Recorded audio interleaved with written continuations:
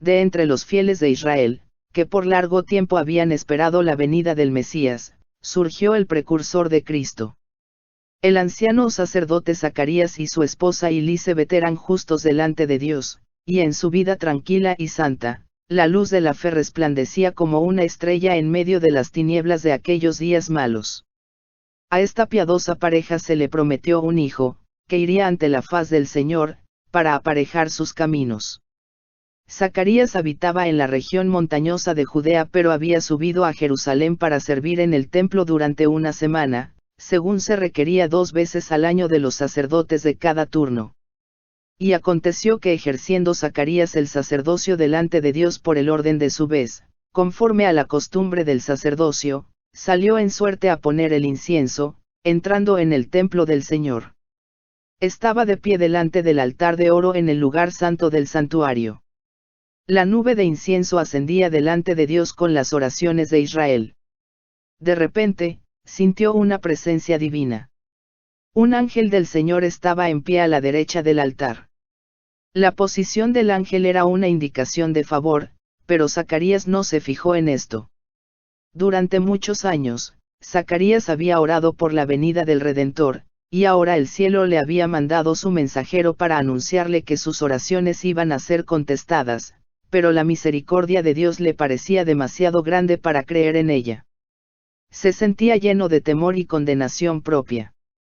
Pero fue saludado con la gozosa seguridad: no temas, Zacarías, porque tu oración ha sido oída, y tu mujer Elisabet te dará a luz un hijo, y le pondrás por nombre Juan. Y tendrás gozo y alegría, y muchos se regocijarán en su nacimiento. Porque será grande delante de Dios, y no beberá vino ni sidra, y será lleno del Espíritu Santo. Y a muchos de los hijos de Israel convertirá al Señor Dios de ellos.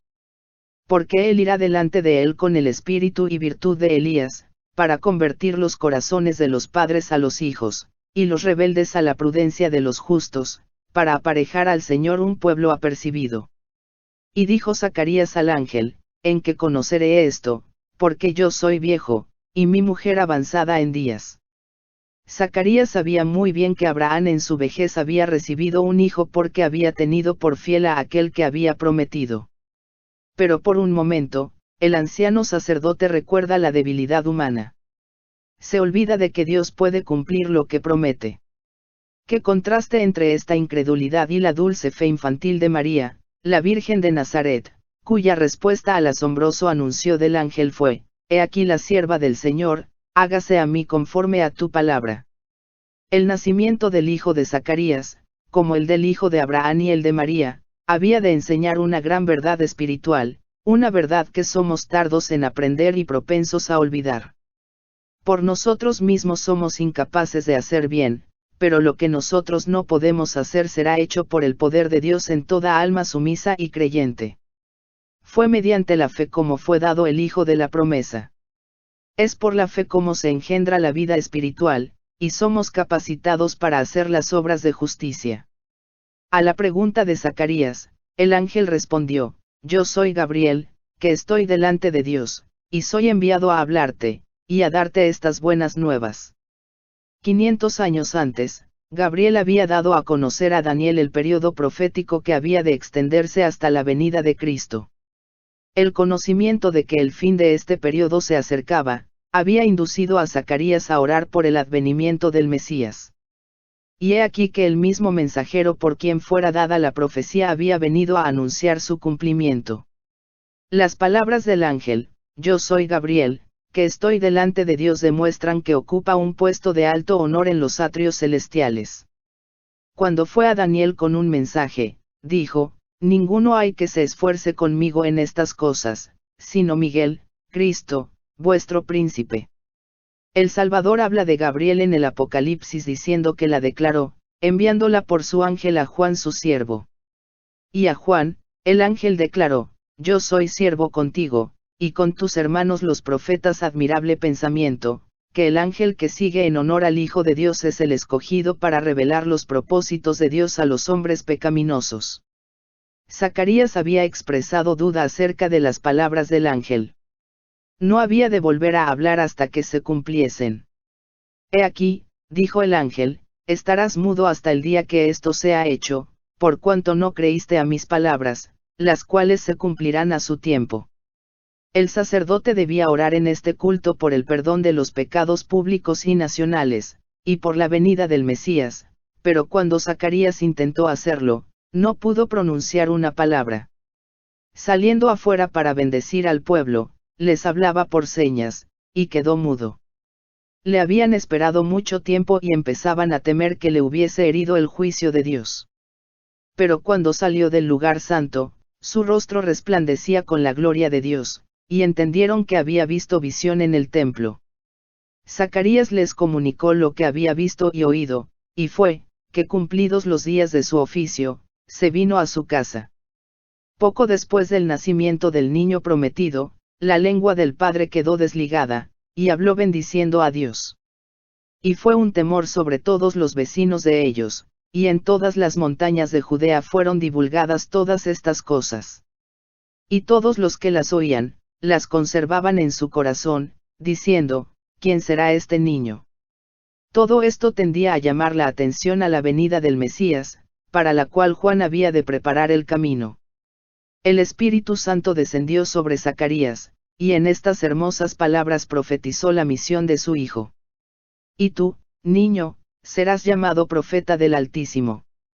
Pues irás ante la faz del Señor, para preparar sus caminos, dando conocimiento de salvación a su pueblo, en la remisión de sus pecados, a causa de las entrañas de misericordia de nuestro Dios, en las que nos visitará el sol naciente, descendiendo de las alturas, para dar luz a los que están sentados en tinieblas y en sombra de muerte, para dirigir nuestros pies en el camino de la paz. Y el niño crecía, y se fortalecía en espíritu, y estuvo en los desiertos hasta el día que se mostró a Israel. Antes que naciera Juan, el ángel había dicho, será grande delante de Dios, y no beberá vino ni sidra, y será lleno del Espíritu Santo. Dios había llamado al hijo de Zacarías a una gran obra, la mayor que hubiera sido confiada alguna vez a los hombres. A fin de ejecutar esta obra, el Señor debía obrar con él. Y el Espíritu de Dios estaría con él si prestaba atención a las instrucciones del ángel. Juan había de salir como mensajero de Jehová, para comunicar a los hombres la luz de Dios. Debía dar una nueva dirección a sus pensamientos. Debía hacerles sentir la santidad de los requerimientos de Dios, y su necesidad de la perfecta justicia divina. Un mensajero tal debía ser santo. Debía ser templo del Espíritu de Dios. A fin de cumplir su misión, debía tener una constitución física sana, y fuerza mental y espiritual. Por lo tanto, le sería necesario dominar sus apetitos y pasiones. Debía poder dominar todas sus facultades, para poder permanecer entre los hombres tan inconmovible frente a las circunstancias que le rodeasen como las rocas y montañas del desierto. En el tiempo de Juan el Bautista, la codicia de las riquezas, y el amor al lujo y a la ostentación, se habían difundido extensamente. Los placeres sensuales, banquetes y borracheras estaban ocasionando enfermedades físicas y degeneración, embotando las percepciones espirituales y disminuyendo la sensibilidad al pecado. Juan debía destacarse como reformador. Por su vida abstemia y su ropaje sencillo, debía reprobar los excesos de su tiempo. Tal fue el motivo de las indicaciones dadas a los padres de Juan, una lección de temperancia dada por un ángel del trono celestial. En la niñez y la juventud es cuando el carácter es más impresionable. Entonces es cuando debe adquirirse la facultad del dominio propio. En el hogar y la familia, se ejercen influencias cuyos resultados son tan duraderos como la eternidad. Más que cualquier dote natural, los hábitos formados en los primeros años deciden si un hombre vencerá o será vencido en la batalla de la vida. La juventud es el tiempo de la siembra. Determina el carácter de la cosecha, para esta vida y la venidera. Como profeta, Juan había de convertir los corazones de los padres a los hijos, y los rebeldes a la prudencia de los justos, para aparejar al Señor un pueblo apercibido. Al preparar el camino para la primera venida de Cristo, representaba a aquellos que han de preparar un pueblo para la segunda venida de nuestro Señor. El mundo está entregado a la sensualidad. Abundan los errores y las fábulas. Se han multiplicado las trampas de Satanás para destruir a las almas. Todos los que quieran alcanzar la santidad en el temor de Dios deben aprender las lecciones de temperancia y dominio propio. Las pasiones y los apetitos deben ser mantenidos sujetos a las facultades superiores de la mente. Esta disciplina propia es esencial para la fuerza mental y la percepción espiritual que nos han de habilitar para comprender y practicar las sagradas verdades de la palabra de Dios. Por esta razón, la temperancia ocupa un lugar en la obra de prepararnos para la segunda venida de Cristo. En el orden natural de las cosas, el hijo de Zacarías habría sido educado para el sacerdocio. Pero la educación de las escuelas rabínicas le habría arruinado para su obra. Dios no le envió a los maestros de teología para que aprendiese a interpretar las escrituras. Le llamó al desierto, para que aprendiese de la naturaleza, y del Dios de la naturaleza. Fue en una región solitaria donde halló hogar, en medio de las colinas áridas, de los desfiladeros salvajes y las cuevas rocosas. Pero él mismo quiso dejar a un lado los goces y lujos de la vida y prefirió la severa disciplina del desierto. Allí lo que le rodeaba era favorable a la adquisición de sencillez y abnegación. No siendo interrumpido por los clamores del mundo, podía estudiar las lecciones de la naturaleza, de la revelación y de la providencia. Las palabras del ángel a Zacarías habían sido repetidas con frecuencia a Juan por sus padres temerosos de Dios. Desde la niñez, se le había recordado su misión, y él había aceptado el cometido sagrado. Para él la soledad del desierto era una manera bienvenida de escapar de la sociedad en la cual las sospechas, la incredulidad y la impureza lo compenetraban casi todo. Desconfiaba de su propia fuerza para resistir la tentación, y huía del constante contacto con el pecado, a fin de no perder el sentido de su excesiva pecaminosidad. Dedicado a Dios como nazareno desde su nacimiento, hizo el mismo voto de consagrar su vida a Dios. Su ropa era la de los antiguos profetas, un manto de pelo de camello, ceñido a sus lomos por un cinturón de cuero. Comía langostas y miel silvestre que hallaba en el desierto, y bebía del agua pura de las colinas. Pero Juan no pasaba la vida en ociosidad, ni en lobreguez ascética o aislamiento egoísta.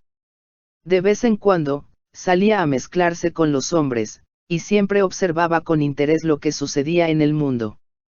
Desde su tranquilo retiro, vigilaba el desarrollo de los sucesos. Con visión iluminada por el Espíritu Divino, estudiaba los caracteres humanos para poder saber cómo alcanzar los corazones con el mensaje del cielo. Sentía el peso de su misión. En la soledad, por la meditación y la oración, trataba de fortalecer su alma para la carrera que le esperaba. Aun cuando residía en el desierto, no se veía libre de tentación. En cuanto le era posible, cerraba todas las avenidas por las cuales Satanás podría entrar, y sin embargo, era asaltado por el tentador. Pero sus percepciones espirituales eran claras. Había desarrollado fuerza de carácter y decisión, y gracias a la ayuda del Espíritu Santo, podía reconocer los ataques de Satanás y resistir su poder. Juan hallaba en el desierto su escuela y su santuario. Como Moisés entre las montañas de Madián, se veía cercado por la presencia de Dios, y por las evidencias de su poder. No le tocaba morar, como al gran jefe de Israel, entre la solemne majestad de las soledades montañosas, pero delante de él estaban las alturas de Moab al otro lado del Jordán, hablándole de aquel que había asentado firmemente las montañas y las había rodeado de fortaleza. El aspecto lóbrego y terrible de la naturaleza del desierto donde moraba, representaba vívidamente la condición de Israel. La fructífera viña del Señor había llegado a ser un desierto desolado. Pero sobre el desierto, los cielos se inclinaban brillantes y hermosos. Las obscuras nubes formadas por la tempestad, estaban cruzadas por el arco iris de la promesa. Así también, por encima de la degradación de Israel resplandecía la prometida gloria del reinado del Mesías. Las nubes de ira estaban cruzadas por el arco iris de su pactada misericordia. A solas, en la noche silenciosa, leía la promesa que Dios hiciera a Abraham de una posteridad tan innumerable como las estrellas. La luz del alba, que doraba las montañas de Moab, le hablaba de aquel que sería como la luz de la mañana cuando sale el sol, de la mañana sin nubes. Y en el resplandor del mediodía veía el esplendor de la manifestación de Dios, cuando se revelará la gloria de Jehová, y toda carne juntamente la verá. Con espíritu alegre aunque asombrado, buscaba en los rollos proféticos las revelaciones de la venida del Mesías, la simiente prometida que había de aplastar la cabeza de la serpiente, el Shiloh, el pacificador que había de aparecer antes que dejase de reinar un rey en el trono de David. Ahora había llegado el momento. Un gobernante romano se sentaba en el palacio del monte Sión. Según la segura palabra del Señor, el Cristo ya había nacido. De día y de noche estudiaba las arrobadoras descripciones que hiciera Isaías de la gloria del Mesías, en las que lo llamaba el retoño de la raíz de Isaí, un rey que reinaría con justicia, juzgando con rectitud por los mansos de la tierra, sería un abrigo contra la tempestad, la sombra de una peña grande en tierra de cansancio. Israel no sería ya llamado desamparada ni su tierra asolamiento, sino que sería llamado del Señor mi deleite y su tierra Beula. El corazón del solitario desterrado se henchía de la gloriosa visión. Miraba al rey en su hermosura, y se olvidaba de sí mismo. Contemplaba la majestad de la santidad, y se sentía deficiente e indigno. Estaba listo para salir como el mensajero del cielo, sin temor de lo humano, porque había mirado lo divino. Podía estar en pie sin temor en presencia de los monarcas terrenales, porque se había postrado delante del Rey de Reyes. Juan no comprendía plenamente la naturaleza del reino del Mesías. Esperaba que Israel fuese librado de sus enemigos nacionales, pero el gran objeto de su esperanza era la venida de un rey de justicia y el establecimiento de Israel como nación santa. Así creía que se cumpliría la profecía hecha en ocasión de su nacimiento. Acordándose de su santo pacto. Que sin temor librados de nuestros enemigos, le serviríamos en santidad y en justicia delante de él, todos los días nuestros. Veía que los hijos de su pueblo estaban engañados, satisfechos y dormidos en sus pecados. Anhelaba incitarlos a vivir más santamente. El mensaje que Dios le había dado para que lo proclamase estaba destinado a despertarlos de su letargo y a hacerlos temblar por su gran maldad. Antes que pudiese alojarse la semilla del Evangelio, el suelo del corazón debía ser quebrantado. Antes de que tratasen de obtener sanidad de Jesús, debían ser despertados para ver el peligro que les hacían correr las heridas del pecado. Dios no envía mensajeros para que adulen al pecador. No da mensajes de paz para arrullar en una seguridad fatal a los que no están santificados. Impone pesadas cargas a la conciencia del que hace mal, y atraviesa el alma con flechas de convicción. Los ángeles ministradores le presentan los temibles juicios de Dios para ahondar el sentido de su necesidad, e impulsarle a clamar, ¿qué debo hacer para ser salvo? Entonces la mano que humilló en el polvo, levanta al penitente. La voz que reprendió el pecado, y avergonzó el orgullo y la ambición, pregunta con la más tierna simpatía, ¿qué quieres que te haga? Cuando comenzó el ministerio de Juan, la nación estaba en una condición de excitación y descontento rayana en la revolución. Al desaparecer Arquelao, Judea había caído directamente bajo el dominio de Roma. La tiranía y la extorsión de los gobernantes romanos, y sus resueltos esfuerzos para introducir las costumbres y los símbolos paganos, encendieron la rebelión, que fue apagada en la sangre de miles de los más valientes de Israel. Todo esto intensificó el odio nacional contra Roma y aumentó el anhelo de ser libertados de su poder. En medio de las discordias y las luchas, se oyó una voz procedente del desierto, una voz sorprendente y austera, aunque llena de esperanza: arrepentíos, que el reino de los cielos se ha acercado. Con un poder nuevo y extraño, conmovía a la gente. Los profetas habían predicho la venida de Cristo como un acontecimiento del futuro lejano, pero he aquí que se oía un anuncio de que se acercaba. El aspecto singular de Juan hacía recordar a sus oyentes los antiguos videntes. En sus modales e indumentaria, se asemejaba al profeta Elías. Con el espíritu y poder de Elías, denunciaba la corrupción nacional y reprendía los pecados prevalecientes. Sus palabras eran claras, directas y convincentes. Muchos creían que era uno de los profetas que había resucitado de los muertos. Toda la nación se conmovió. Muchedumbres acudieron al desierto. Juan proclamaba la venida del Mesías, e invitaba al pueblo a arrepentirse. Como símbolo de la purificación del pecado, bautizaba en las aguas del Jordán. Así, mediante una lección objetiva muy significativa, declaraba que todos los que querían formar parte del pueblo elegido de Dios estaban contaminados por el pecado y que sin la purificación del corazón y de la vida, no podrían tener parte en el reino del Mesías. Príncipes y rabinos, soldados, publicanos y campesinos acudían a oír al profeta. Por un tiempo, la solemne amonestación de Dios los alarmó. Muchos fueron inducidos a arrepentirse, y recibieron el bautismo. Personas de todas las clases sociales se sometieron al requerimiento del Bautista, a fin de participar del reino que anunciaba. Muchos de los escribas y fariseos vinieron confesando sus pecados y pidiendo el bautismo. Se habían ensalzado como mejores que los otros hombres, y habían inducido a la gente a tener una alta opinión de su piedad. Ahora se desenmascaraban los culpables secretos de su vida. Pero el Espíritu Santo hizo comprender a Juan que muchos de estos hombres no tenían verdadera convicción del pecado.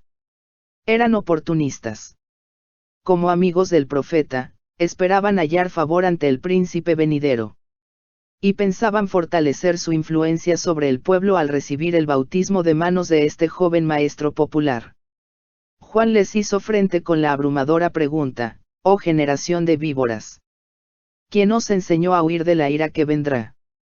Haced, pues, frutos dignos de arrepentimiento, y no comencéis a decir en vosotros mismos: tenemos a Abraham por padre, porque os digo que puede Dios, aun de estas piedras, levantar hijos a Abraham». Los judíos habían interpretado erróneamente la promesa de Dios de favorecer eternamente a Israel. Así ha dicho Jehová, que da el sol para la luz del día, las leyes de la luna y de las estrellas para la luz de la noche, que parte la mar y bramen sus ondas. Jehová de los ejércitos es su nombre. Si estas leyes faltaren delante de mí, dice Jehová, también la simiente de Israel faltará para no ser nación delante de mí todos los días. Así ha dicho Jehová, si los cielos arriba se pueden medir, y buscarse abajo los fundamentos de la tierra, también yo desecharé toda la simiente de Israel por todo lo que hicieron, dice Jehová. Los judíos consideraban que su descendencia natural de Abraham les daba derecho a esta promesa. Pero pasaban por alto las condiciones que Dios había especificado. Antes de hacer la promesa, había dicho: daré mi ley en sus entrañas, y escribiréla en sus corazones, y seré yo a ellos por Dios, y ellos me serán por pueblo. Porque perdonaré la maldad de ellos, y no me acordaré más de su pecado. El favor de Dios se asegura a aquellos en cuyo corazón está escrita su ley. Son uno con él. Pero los judíos se habían separado de Dios. A causa de sus pecados, estaban sufriendo bajo sus juicios. Esta era la causa de su servidumbre a una nación pagana. Los intelectos estaban obscurecidos por la transgresión, y porque en tiempos pasados el Señor les había mostrado tan grande favor, disculpaban sus pecados. Se lisonjeaban de que eran mejores que otros hombres, con derecho a sus bendiciones. Estas cosas son escritas para nuestra admonición, en quienes los fines de los siglos han parado con cuánta frecuencia interpretamos erróneamente las bendiciones de Dios, y nos lisonjeamos de que somos favorecidos a causa de alguna bondad nuestra. Dios no puede hacer en favor nuestro lo que anhela hacer. Sus dones son empleados para aumentar nuestra satisfacción propia, y para endurecer nuestro corazón en la incredulidad y el pecado. Juan declaró a los maestros de Israel que su orgullo, egoísmo y crueldad demostraban que eran una generación de víboras, una maldición mortal para el pueblo, más bien que los hijos del justo y obediente Abraham. En vista de la luz que habían recibido de Dios, eran peores que los paganos, a los cuales se creían tan superiores. Habían olvidado la roca de la cual habían sido cortados, y el hoyo del cual habían sido arrancados. Dios no dependía de ellos para cumplir su propósito. Como había llamado a Abraham de un pueblo pagano, podría llamar a otros a su servicio. Sus corazones podían aparentar ahora estar tan muertos como las piedras del desierto, pero su espíritu podía vivificarlos para hacer su voluntad, y recibir el cumplimiento de su promesa. Y ya también, decía el profeta, el hacha está puesta a la raíz de los árboles, todo árbol pues que no hace buen fruto, es cortado, y echado en el fuego. No por su nombre, sino por sus frutos, se determina el valor de un árbol. Si el fruto no tiene valor, el nombre no puede salvar al árbol de la destrucción. Juan declaró a los judíos que su situación delante de Dios había de ser decidida por su carácter y su vida. La profesión era inútil. Si su vida y su carácter no estaban en armonía con la ley de Dios, no eran su pueblo. Bajo sus escrutadoras palabras, sus oyentes quedaron convencidos. Vinieron a él preguntando, pues ¿qué haremos? Él contestó, el que tiene 2 túnicas, dé al que no tiene, y el que tiene que comer, haga lo mismo. Puso a los publicanos en guardia contra la injusticia, y a los soldados contra la violencia. Todos los que se hacían súbditos del reino de Cristo, decía él, debían dar evidencia de fe y arrepentimiento. En su vida, debía notarse la bondad, la honradez y la fidelidad. Debían atender a los menesterosos, y presentar sus ofrendas a Dios. Debían proteger a los indefensos y dar un ejemplo de virtud y compasión. Así también los seguidores de Cristo darán evidencia del poder transformador del Espíritu Santo. En su vida diaria, se notará la justicia, la misericordia y el amor de Dios. De lo contrario, son como el tamo que se arroja al fuego. Yo a la verdad os bautizo en agua para arrepentimiento, dijo Juan, mas el que viene tras mí, más poderoso es que yo, los zapatos del cual yo no soy digno de llevar, él os bautizará en Espíritu Santo y en fuego. El profeta Isaías había declarado que el Señor limpiaría a su pueblo de sus iniquidades con espíritu de juicio y con espíritu de ardimiento. La palabra del Señor a Israel era, volveré mi mano sobre ti, y limpiaré hasta lo más puro tus escorias. Para el pecado, donde quiera que se encuentre, nuestro Dios es fuego consumidor. En todos los que se sometan a su poder, el Espíritu de Dios consumirá el pecado. Pero si los hombres se aferran al pecado, llegan a identificarse con él. Entonces la gloria de Dios, que destruye el pecado, debe destruirlos a ellos también. Jacob, después de su noche de lucha con el ángel, exclamó, vi a Dios cara a cara, y fue librada mi alma. Jacob había sido culpable de un gran pecado en su conducta hacia Esaú, pero se había arrepentido. Su transgresión había sido perdonada, y purificado su pecado, por lo tanto, podía soportar la revelación de la presencia de Dios. Pero siempre que los hombres se presentaron a Dios mientras albergaban voluntariamente el mal, fueron destruidos. En el segundo advenimiento de Cristo, los impíos serán consumidos con el espíritu de su boca y destruidos con el resplandor de su venida. La luz de la gloria de Dios, que imparte vida a los justos, matará a los impíos. En el tiempo de Juan el Bautista, Cristo estaba por presentarse como revelador del carácter de Dios. Su misma presencia haría manifiestos a los hombres sus pecados. Únicamente en la medida en que estuviesen dispuestos a ser purificados de sus pecados, podrían ellos entrar en comunión con Él. Únicamente los limpios de corazón podrían morar en su presencia. Así declaraba Juan el Bautista el mensaje de Dios a Israel. Muchos prestaban oído a sus instrucciones. Muchos lo sacrificaban todo a fin de obedecer. Multitudes seguían de lugar en lugar a ese nuevo maestro, y no pocos abrigaban la esperanza de que fuese el Mesías. Pero al ver Juan que el pueblo se volvía hacia él, buscaba toda oportunidad de dirigir su fe a aquel que había de venir.